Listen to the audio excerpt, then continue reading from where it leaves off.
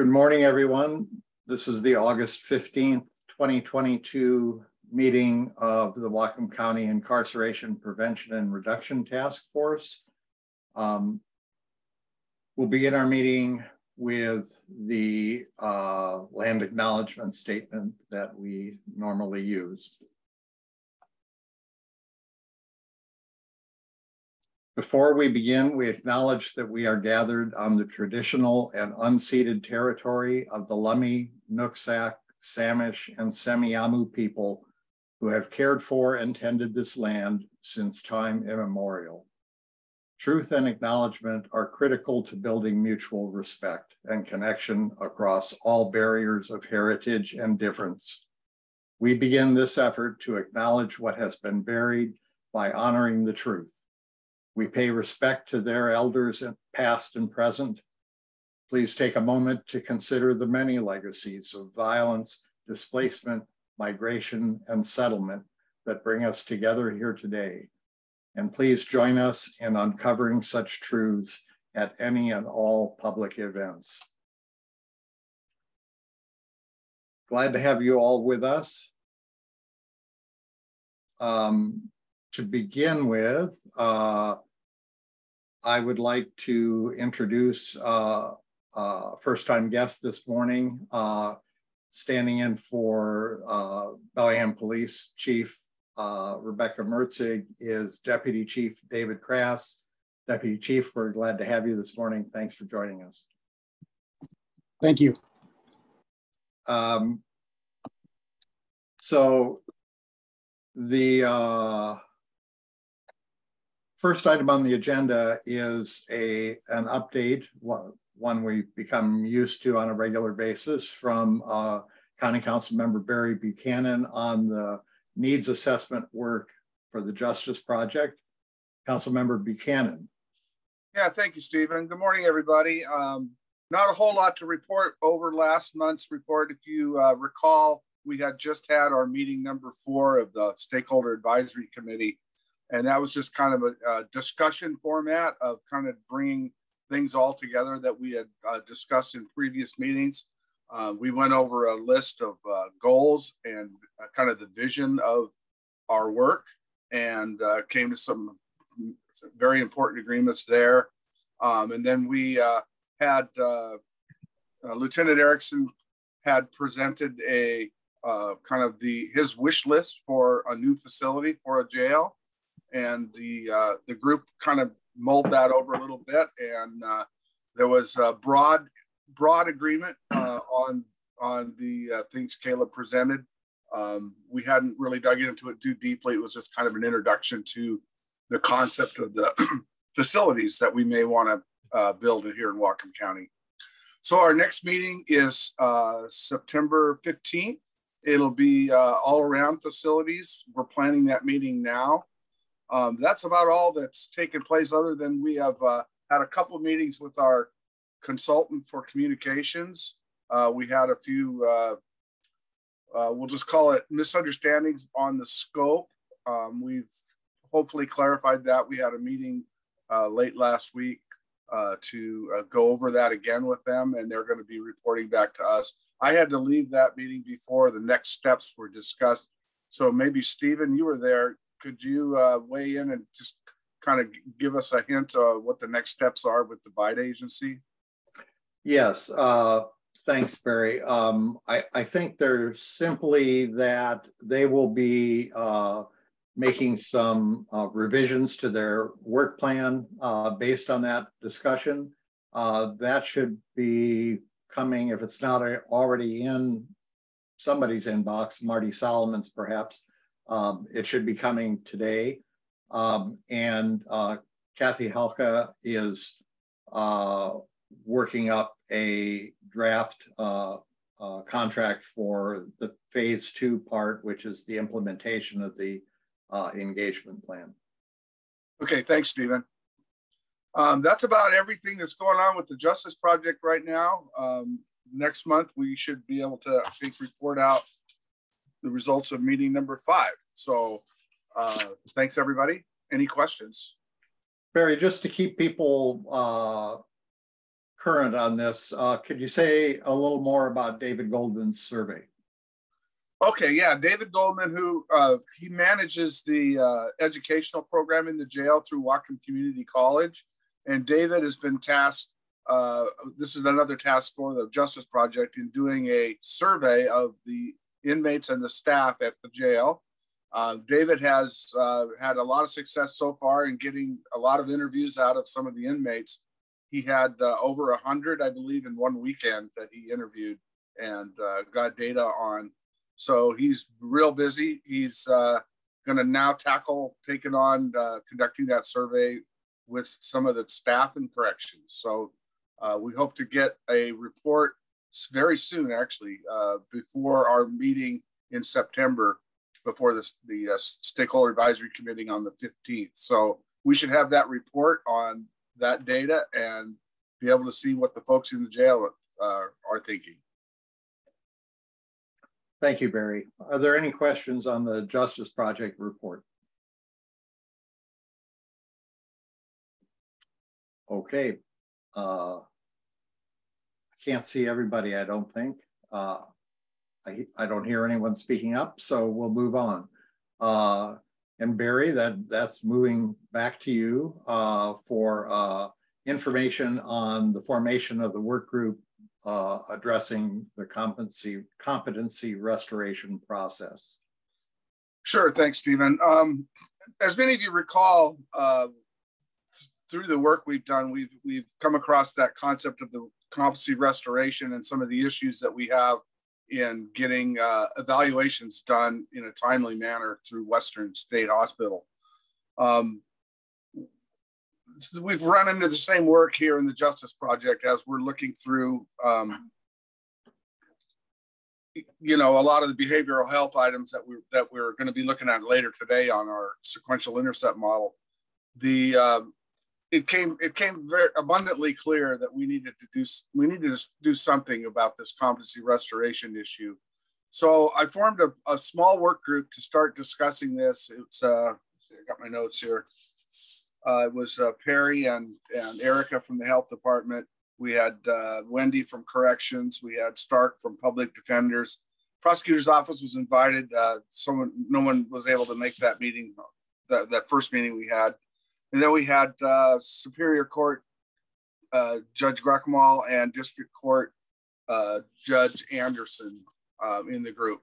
So what we did at this kickoff is just kind of each kind of discussed our own, how each of our departments and functions are affected by this backup we have in competency restoration. One of the examples we got out of the public defender's office was just last week. They reported that a person needing restoration was trying to get a bed assigned, and the closest time was January 2023. So that person has to sit in our jail until that process can be completed. So we're trying to, the state has a lot to do with this. They're the ones that fund this program. They have two facilities in Washington. One is in Eastern Washington, it's called Eastern, and then one in Western Washington. The one in Eastern Washington apparently has got some issues with their certification, and it's unknown whether they're going to be able to continue unless somebody's got some more recent information on that. But that would just exacerbate the problem incredibly bad, because we would then only have one facility in the state to be able to take care of that issue. So what we're going to do is to try to collectively get together within the Whatcom County folks that are affected, and then enlist some of the help of our colleagues across the state, because this is not a problem unique to Whatcom County by any means. So we're hoping to get a strategy that we can approach the legislature for some funding and some help with this, because it can be a problem that can affect 12 to 20, 25 folks at a time in the jail. So more to come on that. We're going to meet again in September, and I'll take any questions on that one too. Raylene. Raylene? Thank you. I respect getting funding for this program, but it seems a lot of the issues are around not having providers. That was one of the issues with Eastern states. Problems is they don't have sufficient providers. So if we get all this funding to do stuff, are we going to be able to bring people in to help with the program? I mean, if we could actually have people here specifically to do that, whether or not we have the locations, I don't see as much of the problem as not having people to actually assess and restore people. Yeah, and that's certainly part of the discussion, Raylene, because of the workforce shortage. And I think that's going to be certainly part of our discussions in our meetings. Thank you. Councilmember Hamel. Thanks, Stephen. So I'm on my phone here. So, my computer's not really working, so I apologize. Kind of awkward one screen. Who is Councilmember Buchanan? Who's on that team that is trying to figure out the strategy for talking with the state legislature on getting funding and some other resources? Well, I think all of us are going to be committed to that ultimate goal. I don't know that there's any one person responsible for that other than myself, who has connections with a lot of our legislators. But I think once we get a kind of a strategy within the group, we would invite those folks in to have that discussion. Because I think that's where it all begins. It begins with us getting our delegation on board, as well as the 40th and the 42nd, and then be able to approach it from a statewide perspective. Okay, can I follow up, Stephen? Yes, please. So it seems to me that this is one of the key issues that we're facing when you're citing that many people, defendants who are awaiting restoration, and they're languishing in the jail, and they're personally languishing. They're also taking space for other folks. We're currently on booking restrictions and have been for some time, and it's worrisome to have the situation where people are not getting the restoration that they need. So I think I'm just one voice here, but I think it's there's no other group that's going to do this kind of advocacy work around getting resources. And I share Raylene King's concern around who's going to do it, even if we have the resources to do it. So I think this has really got to get figured out, and we're kind of burning daylight, so to speak. The next session's coming up right around the corner, and we've got a lot of things happening concurrently, including the work of the Stakeholder Advisory Committee. So I'd advocate for moving quickly and reaching out to our state legislators, to our local ones at least to start with, to get the ball rolling on this. Well, yeah, and that's absolutely why I wanted to form this group, because you're right, there was really no concentrated effort being put into this. Arlene. You're muted, Arlene. I wanted to ask if you think that the North Sound Behavioral Health Organization can make a difference in this solving this problem, or applying pressure. I would defer to one of the colleagues that was in our meeting, and that would be Perry Mowry. Perry, could you maybe give Arlene an answer?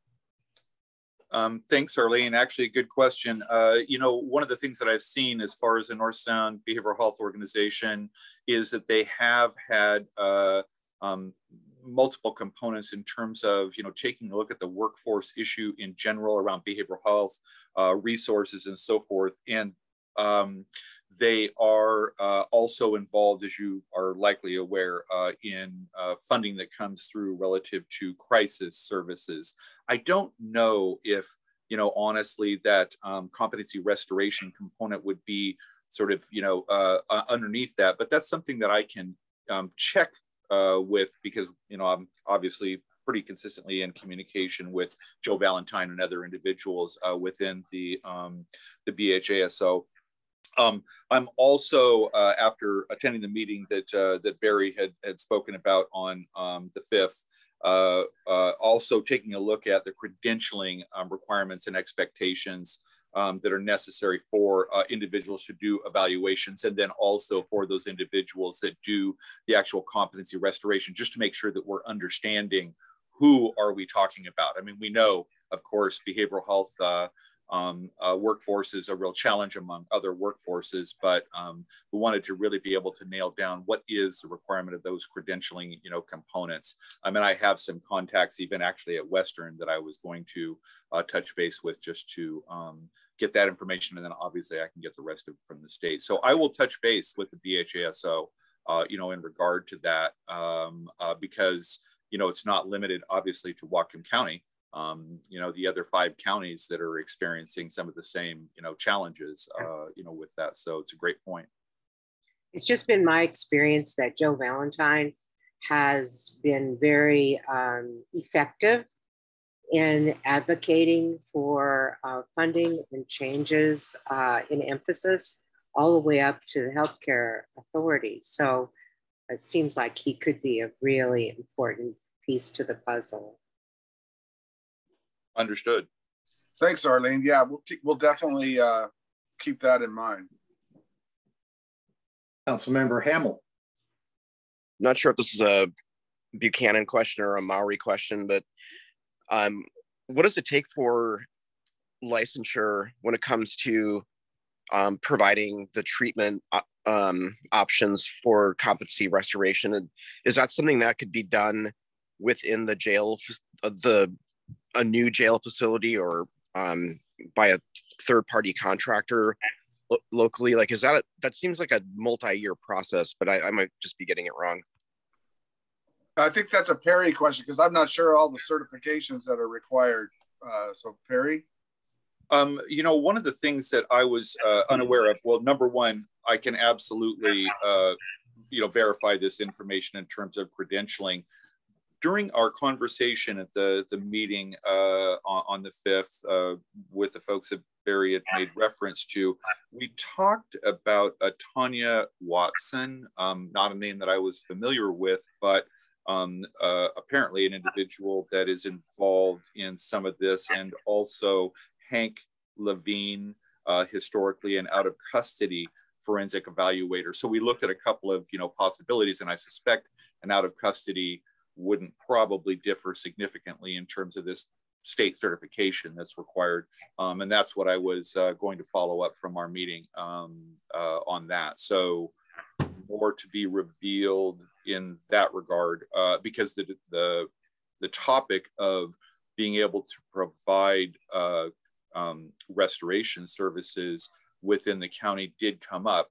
Obviously some concerns of the state paying for those services, and and some of the other considerations around that component, because it's a larger issue than that. So my work is cut out for me there, just in terms of understanding those and being able to bring that information back to this smaller meeting, and obviously the task force as those we next meet.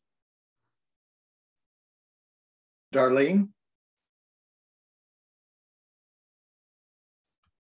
One of the things that I was wondering, and this may show my naivete, but the old St. Joe Hospital on the south side, well, I guess in the middle of town, used to have beds for treatment recovery and those kinds of things.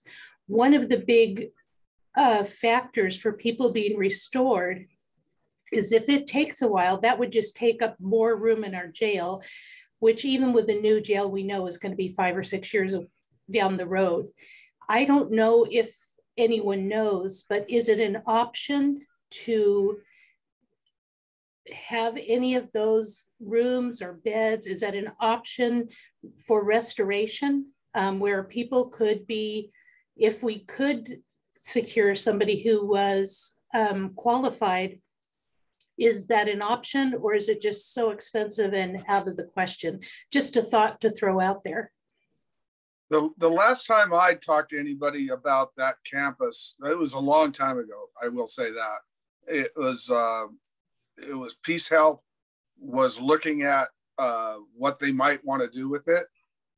But I haven't heard that there's ever been any decisions made at all about, what that, I mean, there was thoughts of what, kind of a homeless shelter. There was a mental, one of Arlene's favorite projects, which was the 24/7 urgent care center. That crossed my mind for that place as well. So I just don't know what the folks that own the facility have planned. And so I couldn't really give you a great answer. Raylene? Thank you. I just wanted to check with Perry and see if you needed the contact information for Susan Copeland, the Director and Residential Treatment Facilities Provider. I've also got contact information for Christina Magway with DSHS, Thomas Kinlan, Marilyn Ronnie, and Richard Yoakum. These are all individuals that participated in prior meetings in reference to restoration and Western States and competency. And I have all of that contact information. So if you need that, I'd be happy to forward it on. I appreciate it so much, Raylene. Thank you. If you would email it to me, that'd be really helpful. Yeah, thanks, Raylene. That is helpful. Councilmember Hamel? I just wanted to respond to Darlene's question and back Barry up a little bit here. So Peace Health is the owner of that facility, the St. Luke's or South Campus, I think is what it's called. It is boarded up from the inside. The reason they didn't want to have plywood boards on the outside. It is not fit for the use that you're referring to, Darlene. According to the last time I spoke with Peace Health, and that was about 4 years ago, regarding that facility. It comes up all the time when it comes to, a homeless shelter, but I don't think that's going to be a use that Peace Health is interested in. They've talked about raising the entire facility down to the ground and then rebuilding. And I've also heard of different uses, like adaptive uses, but I don't think that it's going to be something that's going to be what you're referring to. Thank you, Dan. Jack. Some of you may remember Chris Phillips, who was with Peace Health and was the subcommittee chair for the Crisis Stabilization Committee. And this topic came up periodically in our discussions as the Crisis Stabilization Center were ongoing. And Chris is now retired, but my recollection, and Ann was there, I think, Perry, I think this was before you were there, and some of you remember Chris, but my recollection is generally matching what Dan said, that the sense he had, without it being a final opinion, is that the building was woefully insufficient for a variety of reasons to meet the needs that we would like to use it for. He seemed to imply that if it weren't insufficient, they would be helpful, as they were with the Girard Street facility. But they felt with this one, it just likely wouldn't work. So I would say if somebody wants to pursue it, the appropriate remedy would be to contact some decision maker with the hospital authority. But I can say consistently, having heard that over about 18 months with Chris as our chair and my vice chair in there, that was his perspective. Obviously, a lot more to come on this topic as we start doing this important work. So we will make sure and keep everyone in the loop, and we'll talk to you next meeting about it. Barry, just to wrap up with one final question, especially the point that Perry raised about certifications and whether that's a barrier or whether they're adequate qualified people to do that. I'll add to that the fact that a lot of the workforce issue also implicates the pathetically low reimbursement rates for behavioral health services across the spectrum.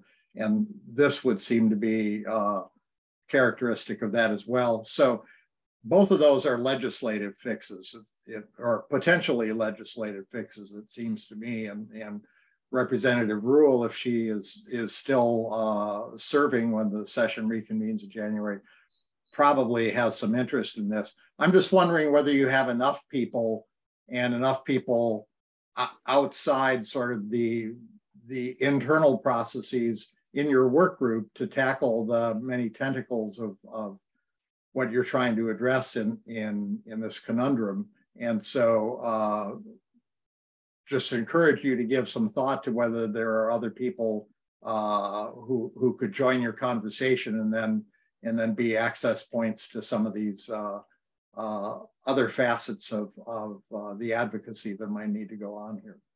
Oh, absolutely, Stephen. I think the group will, that's one of the things that we'll probably tackle next meeting, is to talk about who needs to be at the table. So I agree with you wholeheartedly. Great. Any other questions on the competency restoration work? We really appreciate your getting this rolling. It's been a long time topic of conversation, a long time impediment to the work that we're trying to do. Okay, Jack, I'll turn it over to you for the continuation with the agenda. Thank you. So our next topic, we had a pretty good discussion, as many of you remember at the last meeting, regarding some alternative bed space for people that needed to be incarcerated. And Lieutenant Erickson has agreed to give us an update on what is going on with that.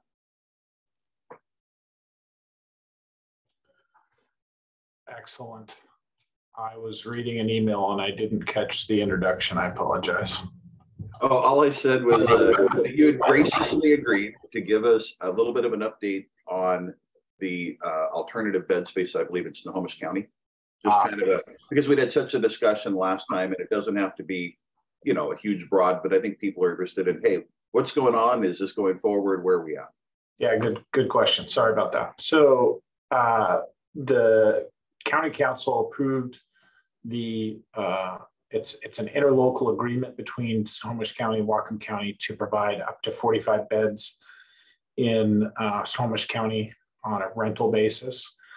The approval indicates that would go forward. It normally takes about 10 days, and it was approved on the 9th. And so the earliest we could look at having inmates being transferred down to Snohomish County would be the 19th of August. The county commission down at Snohomish County would have to approve the contract as well. So they're still in final stages of approval down there. And then we just had a fairly significant COVID outbreak in now both facilities. So we're not going to be able to move anybody until we're outside of that window.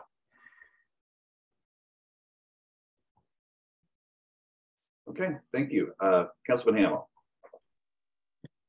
Question for Lieutenant Erickson. Who's responsible?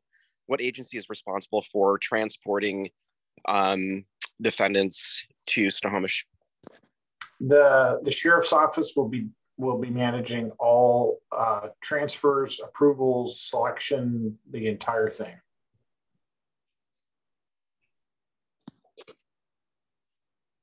Can I follow up? Yes. Aside from the recent COVID outbreak, are you all staffed up appropriately to manage that transport process? We're always understaffed, but we're significantly understaffed right now. We've got a team of transport officers who are geared up to take people to and from Snohomish County already, and they were set to go. Absent the COVID factors, we've lost a few staff due to quarantining, but otherwise, yes, we're ready to make that happen.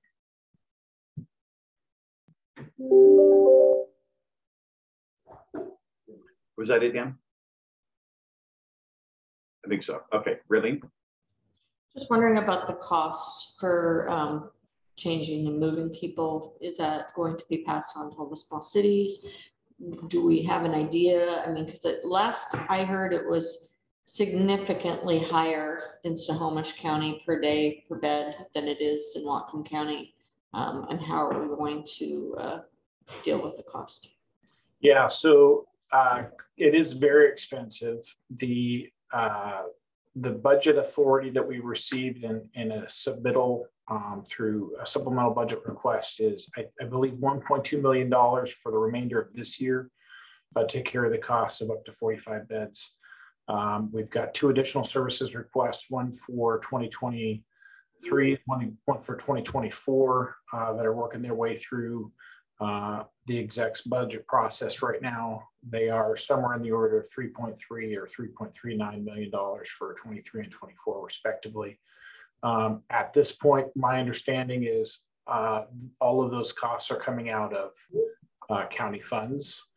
I don't know that that's reflected in the interlocal agreements that we have with the cities, but that's my understanding at this point.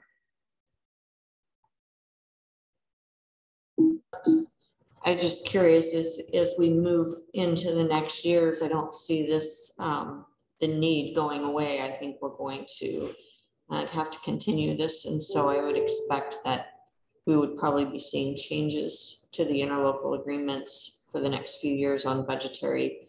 And that's going to have a pretty big impact as we're going into budget season. So the more information we can get, the better. Thanks. Yeah, as you know, the interlocal agreement just lapsed at the beginning of July, and we're looking for a 2.5-year extension, and so that it's not coming up at the exact same time every year, which it's because of the contract overlap, and when the interlocal comes up, it's difficult to manage all that. But I believe that at this point, and I'm speaking for my understanding at this point, is that the cost of running a facility and renting bed space is all calculated when it comes to the per diem rate, which is charged here in Whatcom County. And it may eventually reflect based on costs that we have to spend to buy contract space in another county. But at this point, I'm not sure what the metric, because I don't make those up. That happens up at finance, but that's my understanding at this point. Thank you, Caleb. Mm-hmm. Okay, Stephen, and then Dan. Thank you, Jack.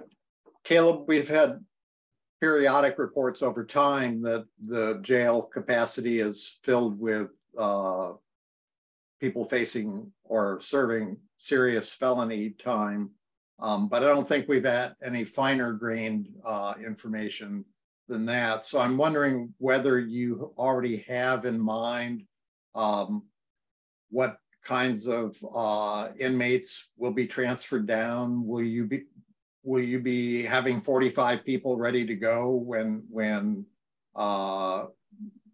you hit the ground with this and all conditions are go? So there's a couple of factors that may seem obvious, but we've got to make sure that we've got as many people who are fully sentenced as possible going to Snohomish County. It's an imposition, to say the least, for the public defender's office to interface with their clients from 2 counties away. And so putting an emphasis on people who are fully sentenced. But I think I mentioned in the last meeting of the whole here that we have approximately 1% of our total population that is fully sentenced. And that number doesn't ever seem to get any larger. What happens sort of anecdotally is people have cases that are not resolved, and then when they get their cases resolved, they go into time served status and they get released or transferred to prison. And so we really don't have a body of people who are ready for transport in the sense that they are fully sentenced and ready to go. So the lesser options are people who have longer term, pretrial outlooks, I guess is the best way to put it, where their court cases may be put off to future court dates. And so we'll have to look at those as higher priority. We are not going to send all 45 people down in one day, and that would overload Snohomish County's capacity. So the intention is to do 5 the first day, and then a series of 8s until we're up to the total of 45. And so that's the method by which we're going to accomplish this. So we've got some people who are currently at the work center that we're targeting for our first round of transfers. And again, once we get clearance from the health department to get any transports at all, we'll start getting those folks ready to go. We have to be 14 days past our last positive in order to get clearance for transport from either facility. So we still have got some time for that. But I think those were the answers to your questions. Sorry, that was a lot of talking. Councilman Hamel? Okay, I don't know where to begin with this. So we've been down this road before with Yakima, and we had defendants that were there, and they set up like a teleconferencing, like a Skype, for their attorneys so they could have counsel pre-trial. Lieutenant Erickson is absolutely correct. There's just a handful of people serving their sentences. I think it was 7 out of 300, some really low number last time we checked in. So to me that's problematic. But I feel slightly encouraged by the prioritization that you're outlining, Lieutenant, in terms of the case where people are at in their case disposition, basically. So I guess my question is, there's the 1.2 for the remainder of the year, and I think you said the 3.3 for 2023. I would assume that that's a flat rate, regardless of how many beds are being utilized from Whatcom in Snohomish. Will the cities then be prorated? Like, how does that work? Like, Bellingham will have X amount of beds, Ferndale, their amount, Blaine, et cetera, et cetera. Do you know how that's being prorated? I don't. So I haven't read the contract yet, but I don't know that it's whether we're getting charged full freight if we don't have all 45 beds filled, because I don't even think that there's a specific amount of beds listed in the contract. We've talked anecdotally about up to 45 beds, but I believe that there's room in the contract for fewer or more, slightly more than 45. They just say that they will be, setting aside space for us and they can handle up to 45. And that's been just our communication back and forth. In terms of the billing of how this gets passed on to the municipalities or how it's divvied up, I can't speak to that with perfect clarity yet, because I have not read the contract in its entirety. So I will do some legwork to follow up and find out what that's going to look like. Because again, I think that we got to have a big picture mentality when it comes to this, because it certainly isn't anybody's fault that we're in this position, but it's everybody's fault that we're in this position, right? I mean, it's not one person's issue, but we've got to deal with what we've got to deal with. But it's got to be dealt with in a fair and equitable manner. I don't want to just say, well, you got to shoulder the burden or you have to shoulder the burden, and it's kind of our whole part to play in this. So let me do some research and I'll follow up. Okay, thanks. Okay, Judge Freeman.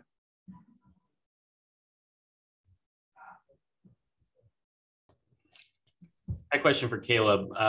First, maybe I'm under the mistaken impression here, but is it safe to assume that as far as the municipalities go, there are very few, if any, defendants being housed at this point that are only on local charges out of the municipalities?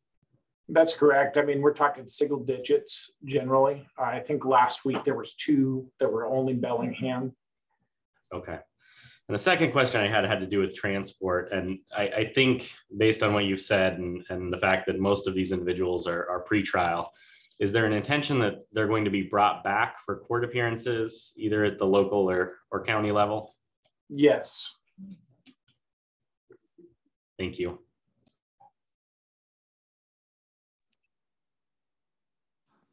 Councilman Hamel. I want to follow up on the Judge Freeman. I just want to understand what you're trying to get at with your first question. Well, it's my understanding with the booking restrictions currently that really municipalities are not booking at this point on misdemeanor or gross misdemeanor charges. So the only individuals they're facing municipal court or district court charges are those that are being held in superior court matters as well. for the most part. And that also goes to the single digit number as far as individuals serving their sentence, because again, if it's a superior court case and they're looking at prison time, we're often looking at credit for time served or prison transfer. Whereas municipal courts are more likely, if available, to use the jail for post-conviction sentences. And Raylene could probably talk about that a bit as well. I would imagine you would have more information on at least what Blaine is looking at. And Raylene, your hand's up. Would you like to respond? You're muted now.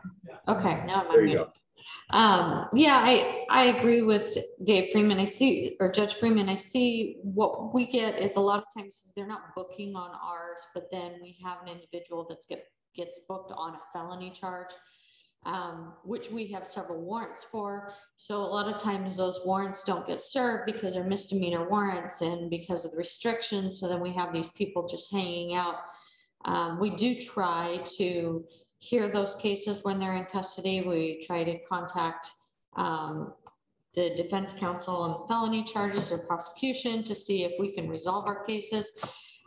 We would have a little bit of struggle if those people end up going to DOC on their felony cases or transported somewhere else, and then we still have these cases hanging out. We don't want people to go away and still have misdemeanor crimes when they come out to have to deal with. So trying to resolve stuff before the felony stuff is completed is sometimes beneficial, sometimes we have to wait. But typically what we're ending up with are individuals that might have misdemeanor cases that would not be in the jail due to current restrictions. So we've got one that we just resolved. The prosecutor dismissed the case because he's in on felony charges. And then he was found incompetent, and so they're waiting for restoration. And prosecution says we're not going to continue on our case, but we'll dismiss without prejudice. So we'll see that more frequently, as well as other cases that might get booked on something and they have probation matters. If we think they're going to stay longer, the judge is more likely to resolve those cases and give them credit for time served, being that they're in there for a significant length of time. Thank you. Thanks, Raylene. And Judge Freeman? Thank you. I just wanted to follow up on the second question I had based on Dan's comment. I feel like I should follow up as well. It was based on Caleb's comment about sending pretrial individuals to Snohomish. And Caleb mentioned that raises some difficulty amongst public defenders and defense counsel being able to contact their clients. The reason I asked the question was because of the way, and I don't know who mentioned it earlier, the contract that at least City of Bellingham had with Yakima. I had some firsthand experience with that as a pro tem judge there for quite a while. And that took a lot more coordinating because a lot of the time those individuals stayed in Yakima throughout the pendency of the case, including up to resolution. So there was coordination in Yakima where I believe the city contracted with local attorneys in order to facilitate paperwork and assist attorneys here locally in Bellingham to do that. So that had a whole another level of resources that were needed to set that up, which is why I wanted to follow up with Caleb to see if the intent was these individuals would be transported back for court appearances, making it a little bit easier for counsel to have contact with them.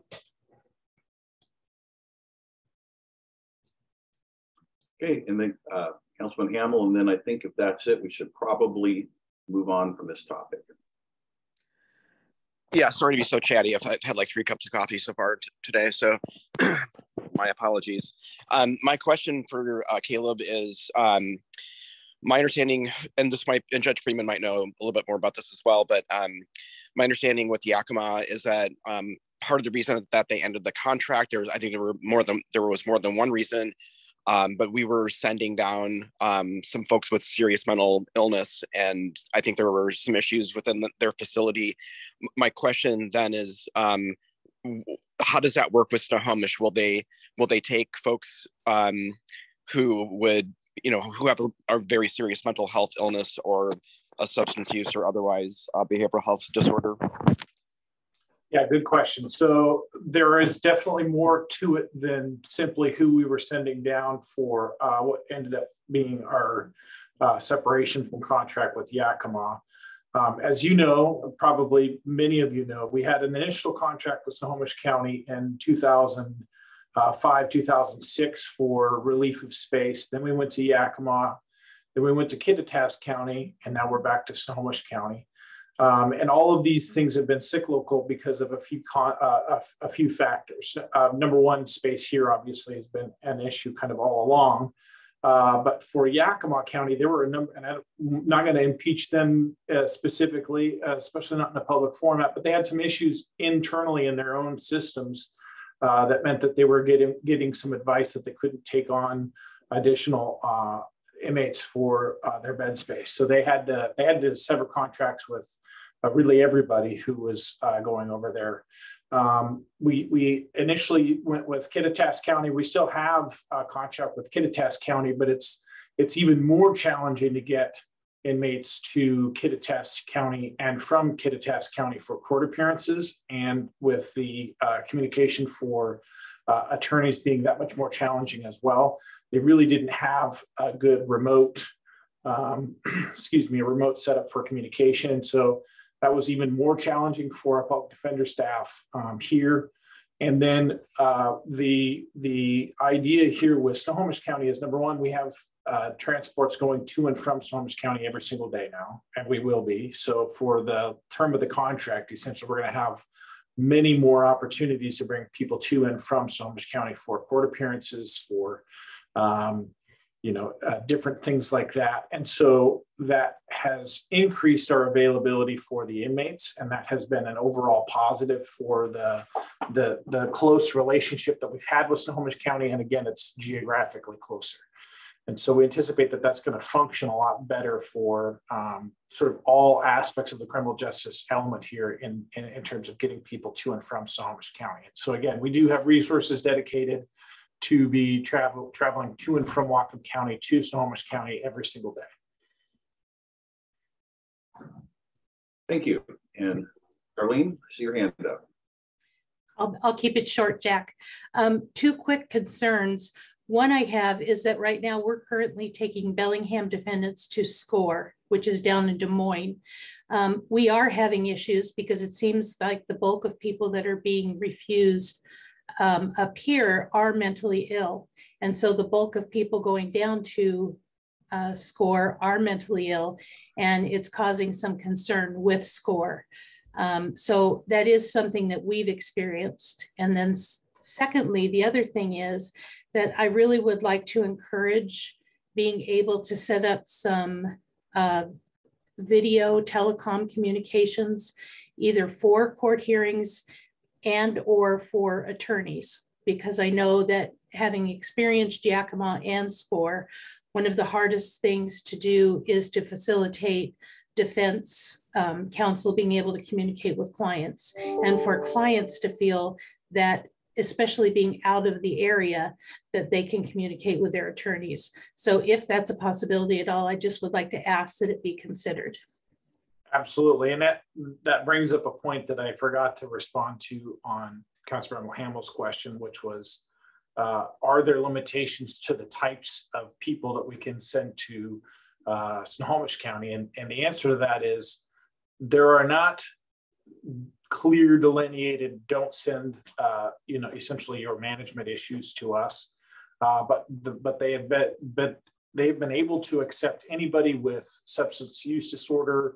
And so we will be looking for people who are, generally cooperative, not a management problem for us, but also have substance use disorder treatment available here. And so those are easy to select for some of our first options, because it minimizes the number we have in custody here, which helps our staffing level, and it helps that they can do it down there. So those are easy check marks for us. And then we do have some people who are extreme management issues here. We will not be sending those to Snohomish County by and large, just because, again, we're not trying to burn bridges here. We want to maintain a relationship with Snohomish County for the foreseeable future. So we're not going to be sending the more problematic offenders down.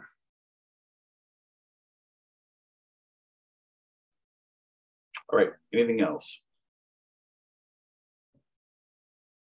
Thank you, Lieutenant Erickson, for the, I kind of anticipated it wouldn't be as short as I anticipated, because this is a topic that obviously has a lot of interest and a lot of consequences. So I hope everybody's okay. I kind of let it go a little long because I think having all the individuals here with the perspectives they have makes this a useful conversation for the task force. So we do, I think, Stephen, plan to keep this sort of on the agenda to keep everyone up to date because it seems really relevant to our work. So, okay, thank you so much for your time today, Lieutenant Erickson, and for the update. In the hot seat, we appreciate it. All right, we are moving on now to the SIM model approval. And so I've got a little bit of background on this before we get started. I had that email saved, but if you saw my computer, it's like a college dorm room before you move out. Okay. All right, so the first thing that's important to communicate is we're proposing a motion to adopt this sequential intercept model and related documents.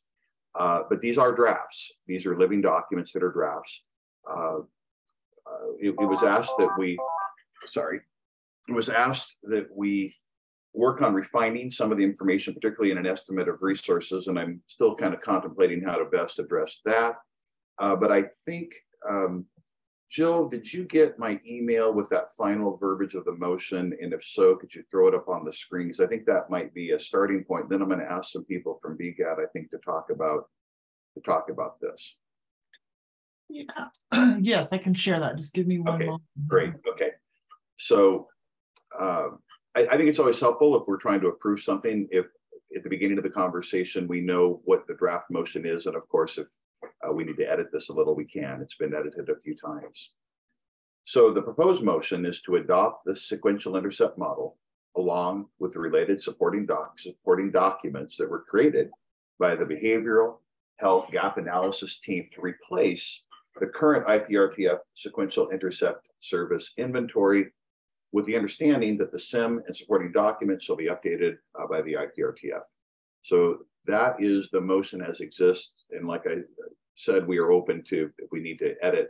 But the basic thing we're trying to accomplish is to replace what we've currently used with this updated version of the SIM with the supporting documents, with the understanding that this is a living document and with the understanding this is a draft. I mean, this is one of the things, if we waited till it was perfect, we would probably never adopt anything. We're going to know more as we go down the road more. And with that, I think I know that Jill, Perry, and Jackie are all involved. Perry, would it make sense to start with you on this? Sure, Jack. Perry Mowry, failed to introduce myself prior to this. Response Systems Division Supervisor and team member of our Behavioral Health Gap Analysis team. And so I think well put, and the motion certainly makes sense to me, Jack, and reiterating the fact that we knew that this was a living document. We certainly continued to work on what do we include, what do we, for the sake of the size of the actual sequential intercept model, what do we, not include in terms of, detail. And so a couple of things. This is a version that we had completed, when I say we, the Behavioral Health Gap Analysis team, back on the 29th of June. It hasn't actually changed since then. It's been presented, I think, as folks know, to this Stakeholder Advisory Committee, part of the Justice Project. And the one thing that I would point out is that the title of it currently is the Behavioral Health Gap Analysis Team, Whatcom County Sequential Intercept Model Update. And hopefully that title would be changed, as well, obviously, to task force and that sort of thing.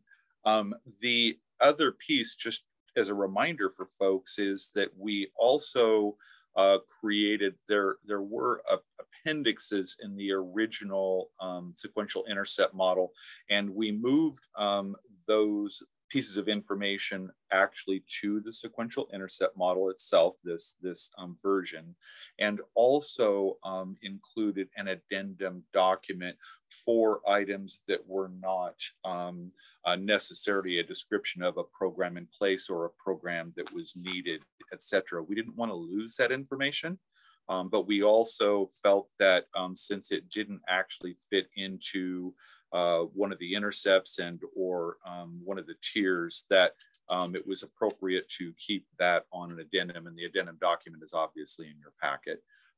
So Jack, I don't know if you want additional information from me in that regard. No. Well, I think I heard one thing. I think you're suggesting, and maybe Jill could do this, to change the name of the document to move to adopt the Whatcom County sequential intercept model. Is that correct?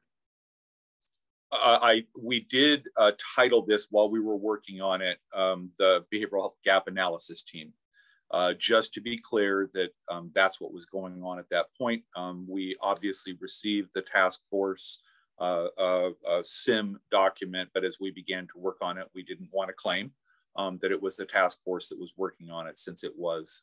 So yes, the short answer, Jack, is that is a suggestion and recommendation that that I have. And then folks taking a look at the addendum that is part of the packet as well. And then obviously the needs and recommendations other than behavioral health. That is on packet page number 11 and 12. I'll verify that. But that was the other piece that we were. This was the piece on the resources, correct? Indeed. All right. Yeah, let Yep. me interrupt just a second. So for the rest of the task force, so we've been asked as a task force, there are a number of projects ideas listed there. And one of the pieces of information necessary is to make an estimate of the resources needed to accomplish it. Now, I think, and Stephen, I'm really looking to, I probably should have, we got this email recently, so we haven't talked this out, but my own sense would be, it would be difficult to do that as we sit here today. My recommendation would be we take the need to make these resource estimates to the steering committee. Let the steering committee decide if this should be the task force, a steering committee, or a subcommittee. I think there's about 8 or 9 of them. And I think it may be obvious as we look at them, which individuals or organizations are best equipped to make the estimates.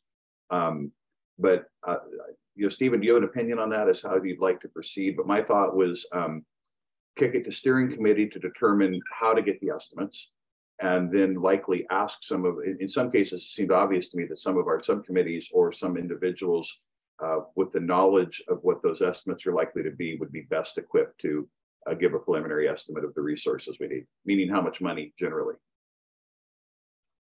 Jack, I agree that I don't think we're at a point today to make decisions about those, and that seems like a reasonable process to use to get to that point.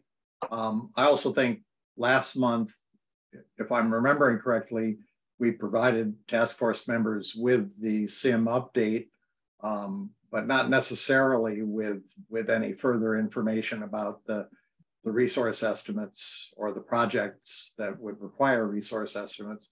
We asked them to review the SIM update and sort of targeted that as the focus of action today. So I think narrowing the scope of that, as you suggested, is a good course of action. Well, for the rest of you, I'm going to give you an example. One of them is affordable housing across the income spectrum from 30% to 80% of area median income, with units dedicated for reentry population. And I know there's a lot of homeless experts on here, and a lot of us that can estimate, but I mean, that number, I mean, we could be off, depending on what we're trying to do, by tens of millions. I mean, the point is, yeah, I didn't want to try to do it today. It's a great goal.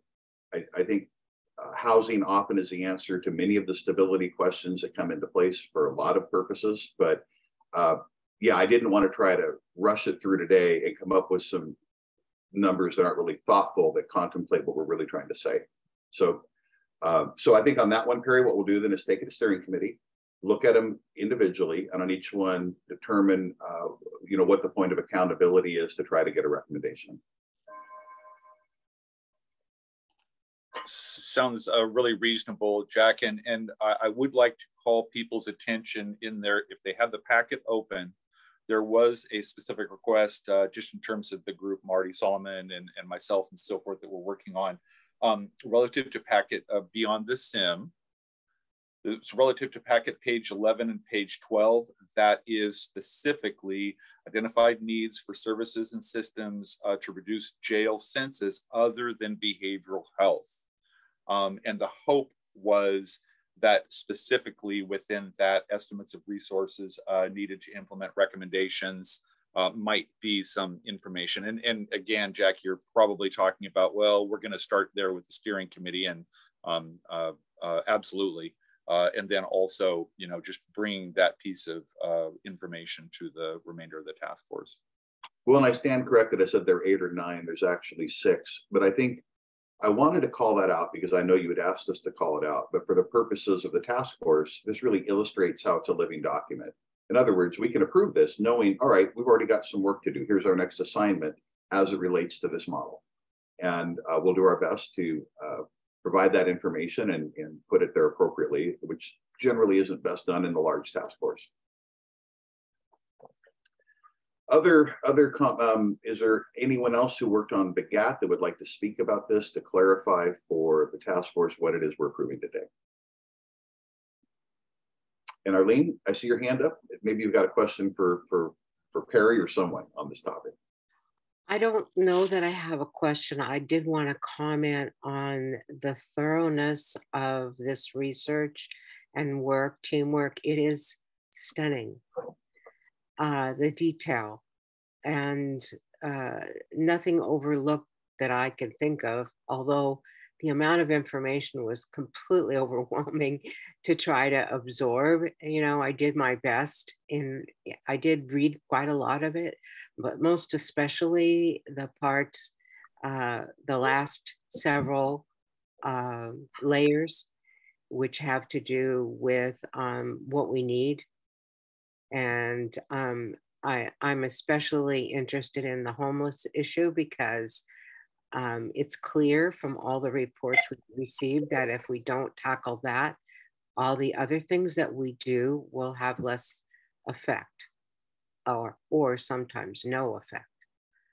So even though it may not be our specialty, it certainly isn't. At the same time, we have an opportunity to advocate to other entities to do something about filling those gaps. The task is monumental, but at the same time, look at all the things that have been addressed already and approached, and changes have begun. So you guys just did a fabulous job of writing this up. I'm impressed. Thank you, Arlene. In a different setting, I'd say that was a pro, the motion. It was. Thank you for your comments. Are there other questions regarding the decision of whether we approve this? Okay. Perry, can you review the motion as amended with your edits? Is that what you wanted, or are we missing? And I don't know if I may have misspoken to Jill, if you needed Whatcom County inserted with behavioral health gap analysis team as well, or is this correct?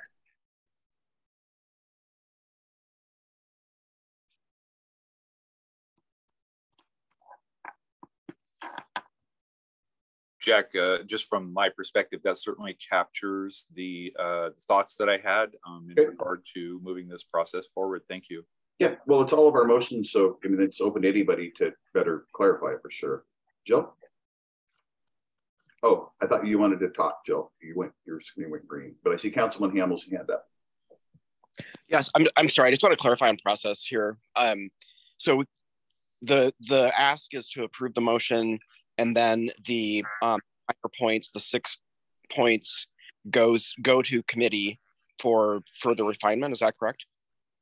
Yeah, exactly. And actually, yeah, and that was just an example of one of the things that the task force will have to do to perform its updating function, but it seemed a good one to call out as an example. But you're absolutely correct. Those 6 points, I thought, and Stephen agrees, and hopefully you concur, we just take the steering committee and figure out the appropriate point of accountability.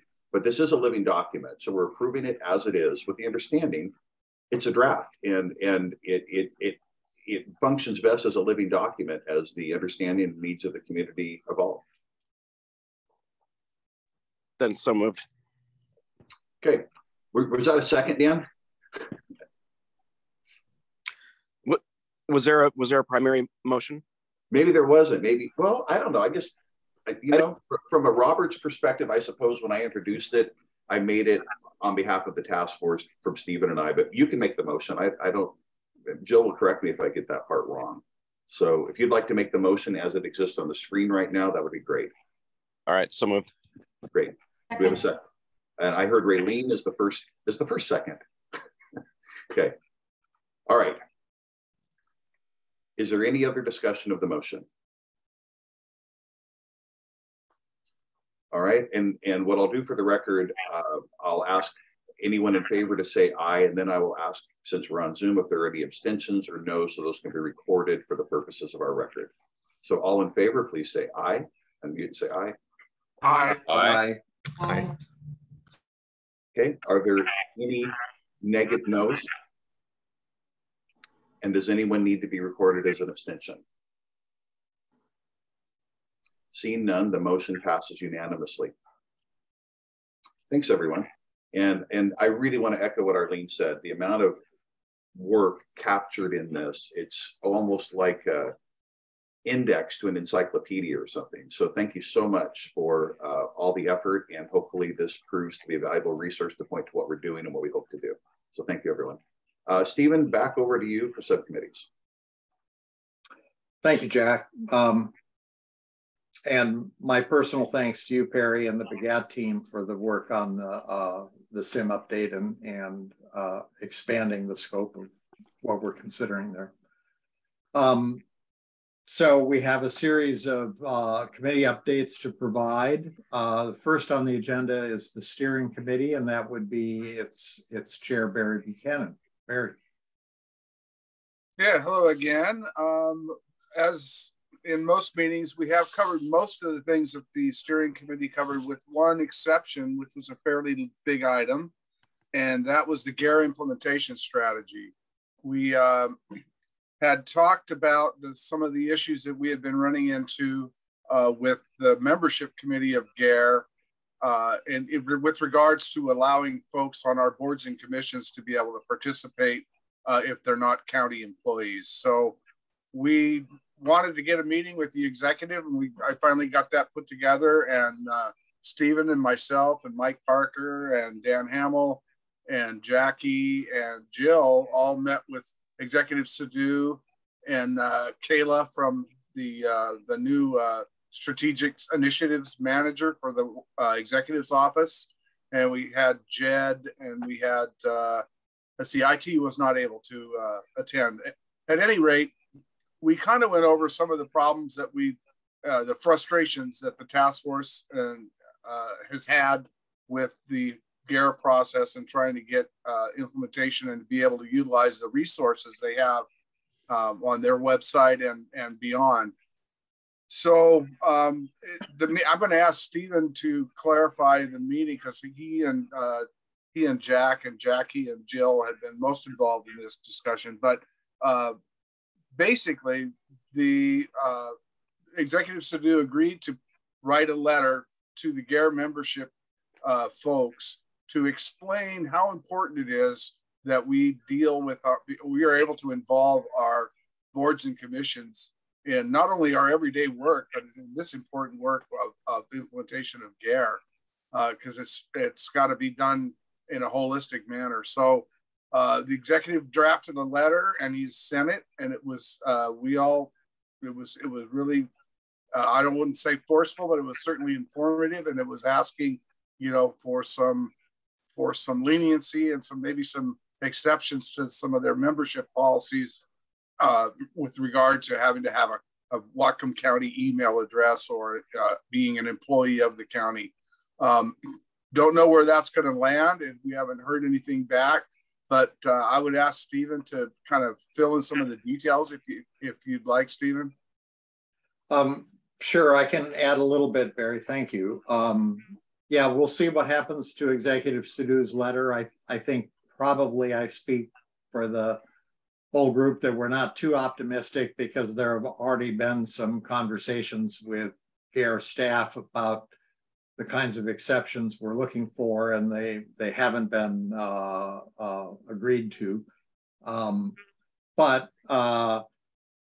what I can add to Barry's account is that Kayla has offered to look at ways to make as available as possible to the task force and other boards and commissions, I guess, GARE resources that are internal and that would require county employee status to have. So we're going to be thinking of ways that she can communicate both written resources, training possibilities that might be recorded, and other ways that we can access the valuable materials and exchanges of communication that go on within GARE membership.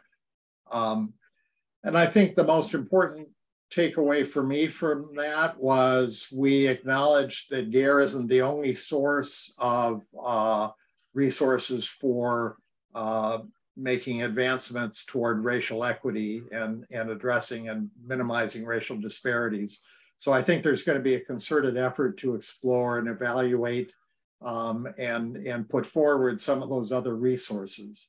That process hasn't started yet. Probably the steering committee will work a little bit on that. And I've had an exchange with Kayla after the meeting with Executive Sadhu, and we'll try to follow up and develop that effort as well. So I think there'll be more to come on this, and we'll report as soon as we have something.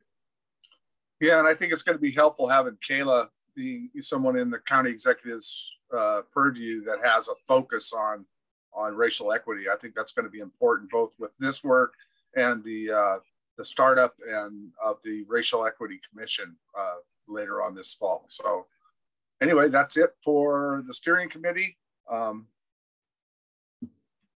Okay, thank you, Barry. And I'll just depend. I do think from that conversation that Barry described, it was clear that the executive branch of county government does understand our desire for that kind of support and direction, and is on board with that. So at times it wasn't so clear that we were all on the same page. I think we are at this point. So the next committee update, I'm sorry, Jill. Yeah, I didn't know if Barry maybe wanted to update the task force on the special steering committee presentation with Pyramid. You know, that was on my list. Thank you, Jill. I forgot.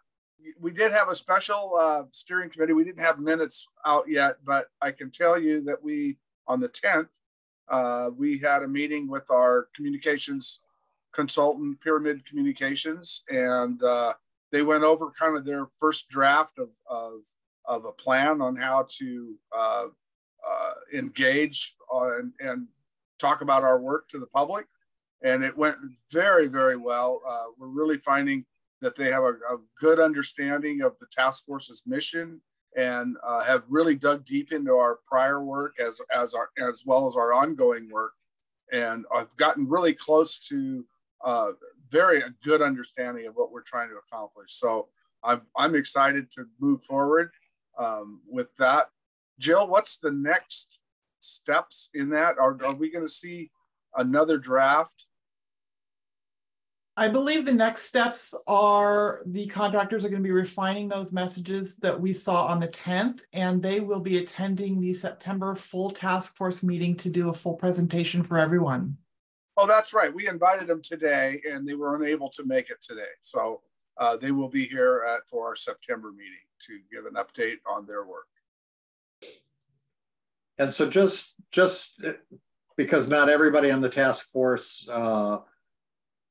follows day-to-day this stuff like some of us have to, that contract had two parts to it. One was to communicate accomplishments of the task force so that the general public was better informed about the work that we're doing and the achievements that we've made so far, and as well develop a means for incoming communications from community members about our work again.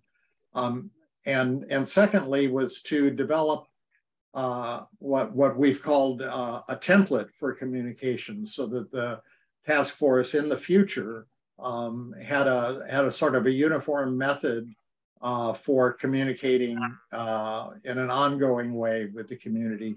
We've all recognized that we have paid little to no attention to that communication process in the preceding years, and that needs to be a higher priority for us to include the community in understanding the work that we're doing and the issues that we're tackling.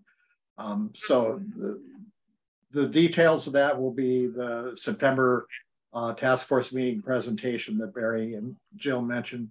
Jill, thank you for catching that and allowing us to fill that in. Councilmember Hamill, you have a question or comment?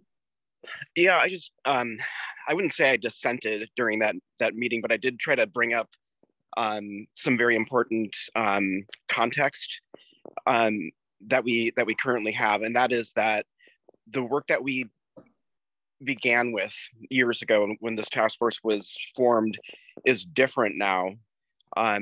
The people that are in custody, in jail, are typically not low-level offenders, and I don't like using that word at all, but people who have offenses that are that are low-level and non-violent. So things have changed quite a bit, and the folks that are, my understanding, and Lieutenant Erickson can correct me if I'm misspeaking here, is that a lot of the folks, or most of the folks in custody, are fairly serious charges, in some cases multiple. And it was really important for me to communicate with the consultants that the landscape is way more complex to me than when we started. And yeah, so I just want to put that out there. And some of the stats that they used seem a little outdated to me. They had a stat from 1970 to 2014 that the incarceration rates had gone up drastically. Well, a year and a half ago or 2 years ago, the Blake decision basically didn't make drugs legal, but it hampered law enforcement efforts and really changed the way that enforcement is performed. So I just wanted to make sure that whenever we're citing statistics that we're very accurate and that we're being very forthcoming. I don't ever want the task force's work to be clouded by stats, basically. So I just wanted to bring that up. Thank you, Dan. Yeah, I want to give Dan credit for emphasizing the changed conditions in that conversation to the consultants. And I think that was one of the central topics of conversation, was the complexity of the work. This isn't just a rah-rah recitation of all the great work we've done. It's an effort to allow the community to understand the complexity of the work, the barriers we've run up against, some new, some longstanding, so that the public could have some reasonable expectations or reasonably hold us accountable for progress in the kind of reform work we're setting out here. Because without the realistic picture of what we're dealing with, we're all going to be in trouble, and we're going to lose some consensus in the community that I think exists and we've benefited from. So the next committee update is Crisis Stabilization Facility Committee. And Perry, I guess that's you. Thank you, Stephen. Yes, Perry Mowry, Response Systems Division Supervisor and Chair for the Crisis Stabilization Facility Committee. We did meet in the committee. We meet quarterly, just as a reminder for folks. Our last meeting was on July 21st. It basically spoke to, been really paying attention to the bed utilization at the Crisis Stabilization Center, and particularly just in terms of some of the new implementation of intake, streamlined intake and assessment process there. We're seeing that our detox provider, Pioneer Human Services, is maintaining about a 74 to 75% utilization.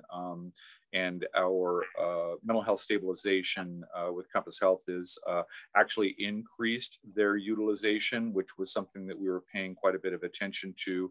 And although it's early, we're attributing that to implementation of a streamlined admission process, particularly working with law enforcement, first responders, individuals that need to be able to drop that individual off as appropriate and get back to the street where they are providing that service.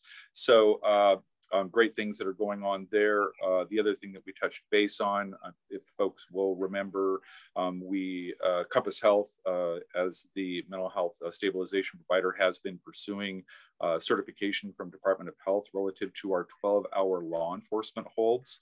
And they have achieved that. I think that I shared that in our last meeting, but they are now working on having the established staff that is necessary in order to provide that particular service. One of the clarifications, although that I offer, although this is technically an involuntary certification and licensure, the individual in the facility cannot go hands-on, to use a law enforcement term, with individuals. And also, this is not a locked facility. So they use all kinds of measures to keep an individual engaged, all individuals engaged, that stops at a point of actually going hands-on or subduing the individual, further than that. So they are looking at further development, establishment of the team and necessary staffing. And so I will continue to update on that. The other step that we're taking is just continuing to work with law enforcement, the sheriff's office, as well as Bellingham Police Department and the small cities police departments, which is some good specific information about these 12-hour law enforcement holds. What does that actually mean, just in real simple print? I'm putting that together and getting that out to them as we speak, kind of piece. So that is really the bulk. Feeling pretty positive about how things are moving along and where we're going. Certainly our relationships with the providers, which is very important, and honestly, the involvement and engagement of stakeholders, including law enforcement, for sure, in those meetings. And so that's the summary that I have. Thank you, Perry. I'll just check with the membership. Are there any questions from Perry's presentation?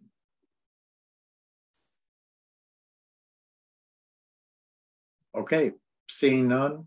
Jack, do you want to run us through the last couple committee updates? Sure. I think, if I'm not mistaken, what we're left with is index. Is that correct? I think that's where we are. Yes. Okay. Lieutenant Erickson, would you like to comment on index? Absolutely. I wasn't reading an email this time. So we met on the 4th of August, so fairly recently. Had 3 items on the agenda. The first one being a discussion about the potential for having a data analyst at the county level, whose sole job it would be to gather information and make information across the criminal justice landscape available to the public and partners and decision makers in the criminal justice system. I feel like that I introduced the topic, but I feel like the topic was well received, or at least the idea was well received. There were definitely points of emphasis where the index committee members wanted to make sure it was a forward-facing, outward-facing to the public kind of a role where the results of any work would be available for not only the public, but again, people who are in decision-making capacities in the community. And I feel that that is a huge component of that role. And it was introduced as part of a three-part process that I envision, where you've got somebody who has a data infrastructure, a database, a resource that they can pull information from, a software that they can use to pull information out of, and it's sort of the lens through which they look at it. And then also a person, not me, who can dedicate their time and resources to getting information and making it available, and making it made available in a meaningful way. One of the things that does not go unnoticed in this process is that a lot of times we're relying on law enforcement agencies to produce information, and the law enforcement records management systems were not designed with the mindset of the kinds of information that we're trying to get out of them. Jeremy Morton often says that, this toaster makes bad martinis. And that's kind of the analogy that he uses. And it goes to point out that our records management softwares do not encapsulate the kind of data on a routine basis that is helpful for getting to the root causes for some of the issues that we're facing as a community, and also identifying some of the key features that I think we as a community are asking for in terms of who is involved in the criminal justice system, and all of those key aspects that we're trying to get our hands on. So those things we're kind of keeping in mind in this process, but the output of that particular discussion point is that we will be looking for a body, or a request for the council to consider a body for that role in the near future. Let's see, Stephen Gockley came to the index committee as a guest.